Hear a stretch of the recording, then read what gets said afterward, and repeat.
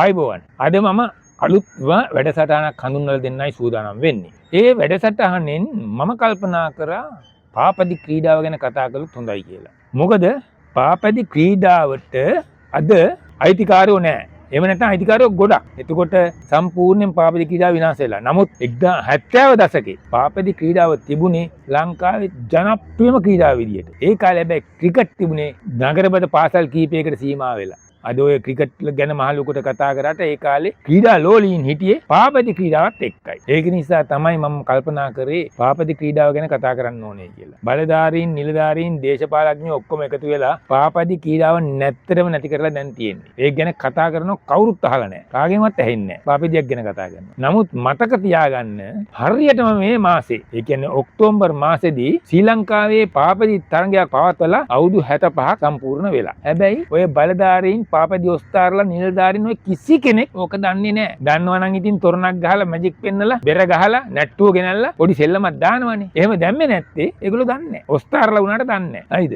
ඒක හරියට මතක තියාගන්න. 1950 ඔක්තෝබර් 8 වෙනිදා ලංකාවේ පාපදි පළවෙනි පාපදි තරගය පවත්වලා තියෙනවා. මේ තරගය දා ආරම්භ වුණේ සත්මලාන ගුවන්තොටුපොළින්. තරගය ආරම්භ වෙලා ලුණාව පිළියන්දල හරහා තරගය ඉවර කරලා තියෙන්නේ බුලස් රෝඩ් වටරවුමේ. මේකේ දුර ප්‍රමාණය 30යි. එතකොට මේක පළවෙනි තරගයේ හින්දා තරගකරුවෝ 2000කට වැඩිය සහභාගීලා තිබුණා. මේක ඉතින් අලුත් අත්දැකීමක් හින්දා පාර පුරා ක්‍රීඩා ලෝලීන් පිරලා මේක බලන්න හිටියා. ඊළඟට මේ තරගෙට ඒ කාලේ ඉතින් නීති රීති නෑනේ. ස්ටෑන්ඩඩ් පාපදි, රේසින් පාපදි හැම දෙයකටම මේ විවෘත කරලා තිබුණා. ඒ හින්දා Taman ළඟ තියෙන පාපදියෙන් තරගකරුවෝ ඉදිරිපත් වෙලා තිබුණා. තරගයේදී හැබැයි ඒකේ ගුණරත්න කියන ක්‍රීඩකයාට තරගයක් තිබුණේ නෑ. ඒ ක්‍රීඩකයා අනිත් ක්‍රීඩකයෝ පලාතවත් නෑ ජයග්‍රහණය කරනකොට. මතක තියාගන්න කොච්චර කරත් මේක අලුත් දෙයක් නින්දා පිළියන්දල පැත්තේ රේස් එක යනකොට එක පොදියට ක්‍රීඩකයෙකුට ගැටිලා තුවාල වෙලා රෝහල් ගත කරන්න සිද්ධ වෙලා තිබුණා. එහෙමත් ඒකත් එක අත්දැකීමක් ඒ කාලේ. ඊළඟට මේ රේස් එක දින්නේ ගුණරත්න එයාට කිසිම තරගයක් තිබුණේ නැහැ. තරගය ඉරලා එයා කිව්වේ මොකක්ද දන්නවද? මම හැමදාම වැඩට යන්නේ එන්නේ පාපදියෙන් ගෙදර ඉඳලා රැකියාව කරන තැනට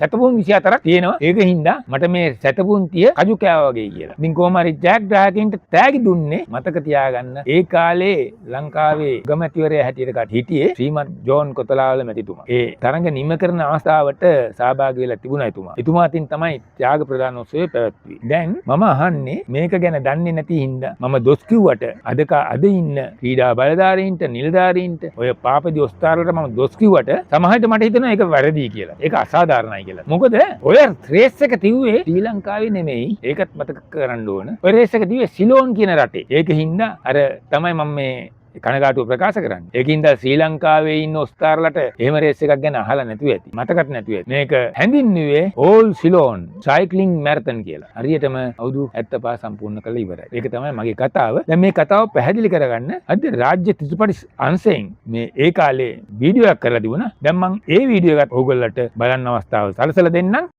The first all-Ceylon cycle marathon set out from Ratmalana airport in weather which added considerably to the rigors of the race. There were over 2,000 competitors and they were let off in two ranks, each 100 yards wide. The route taken was Lunava via Ratmalana, Piliyandala, Diyagama, Homagama, Maharagama, Kirilapane, Bullers Road Junction with the finish at Coalface Green. That the first cycle marathon to be held in Ceylon should attract what many believe to be one of the largest fields ever assembled for a cycle event must be a source of great satisfaction to all those who helped to organize the marathon. There is no doubt that cycle racing provides an equal opportunity to all classes of the people in a sport that is within easy reach of everybody. It is also a sport which will play a great part in making us a vigorous and healthy nation. The first half hour of the race provided most of the thrill. The turn-off to Lunava was disastrous to many. Piliyandala road proved equally tricky.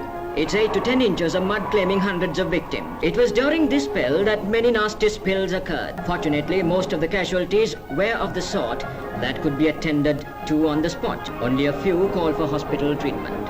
At one stage, Podisinho of Dehivala challenged Gunaratna. For a few miles, they rode abreast. Soon, however, Gunaratna goes into a long lead which he maintains to the end. Thousands lined the 30-mile route and the competitors received a big hand all along the route. After the first half hour, the jockeying for position was over. Thereafter, the competitors thinned out and A.K. Gunaratna from Panipitya riding a standard cycle led all the way. Thereafter, the competitors thinned out and A.K. Gunaratna from Panipitya riding a standard cycle led all the way. කොහොමද ඒක?